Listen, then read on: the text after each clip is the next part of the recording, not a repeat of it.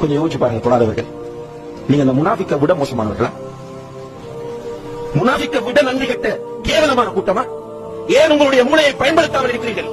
உங்களுடைய சிந்தனையை பயன்படுத்தாமல் இருக்கிறீர்கள்? நீங்க ஹுத்பா முடிந்து போகும்போது ரோட் கிராஸ் பண்ற நேரத்தில் ஒரு வாகனம் வந்து அடித்தால் ஹலாஸ், உங்களுடைய வாழ்க்கை முடிந்து விடுகிறது.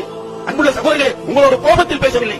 இந்த ஹுத்பாவின் பெருமதியை நீங்கள் மௌத்தாகும் போது உணர்வீர்கள். நீங்கள் கபரை வைத்து உணர்வீர்கள். மர்ஷரிலே உங்களுக்கு முன்னால் அல்லாஹ் வந்து உங்களோடு நேரடியாக பேசும்போது இந்த ஹுத்பாவின் பெருமதி உணர்வீர்கள். இன்று முடிவெடுங்கள், இந்த பள்ளியில் வைத்து முடிவெடுங்கள், அல்லாஹ்வின் மீது சத்தியம் செய்து முடிவெடுங்கள். இதற்கு பிறகு என்னுடைய வாழ்க்கை ஒரு வக்து தொழுகையை நான் விடமாட்டேன் என்று முடிவெடுங்கள். ஒரு மனிதனை ரசூலுல்லாஹி ஸல்லல்லாஹு அலைஹி வஸல்லம் எப்படி தொழுகைக்கு வழிகாட்டுகிறார்கள் என்றால், நின்று கொண்டு தொழு, அதற்கு முடியாவிட்டால் இருந்து கொண்டு தொழு. அந்த அளவுக்கும் உன்னுடைய உடலில் ஆரோக்கியம் இல்லையா, படுத்துக் கொண்டு தொழு. கொஞ்சம் யோசிச்சு பாருங்க தொழாதவர்கள். நீங்க அந்த முனாஃபிக்கை விட மோசமானவர்களா? முனாஃபிக்கை விட நன்றி கெட்ட கேவலமான கூட்டமா?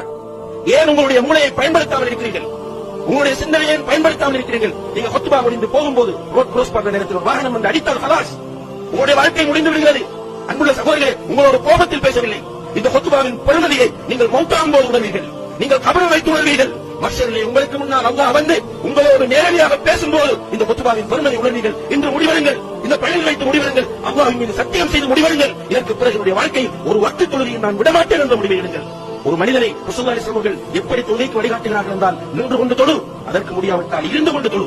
அந்த அளவுக்கும் உன்னுடைய உடலில் ஆரோக்கியம் இல்லையா, படுத்துக் கொண்டு தொழு.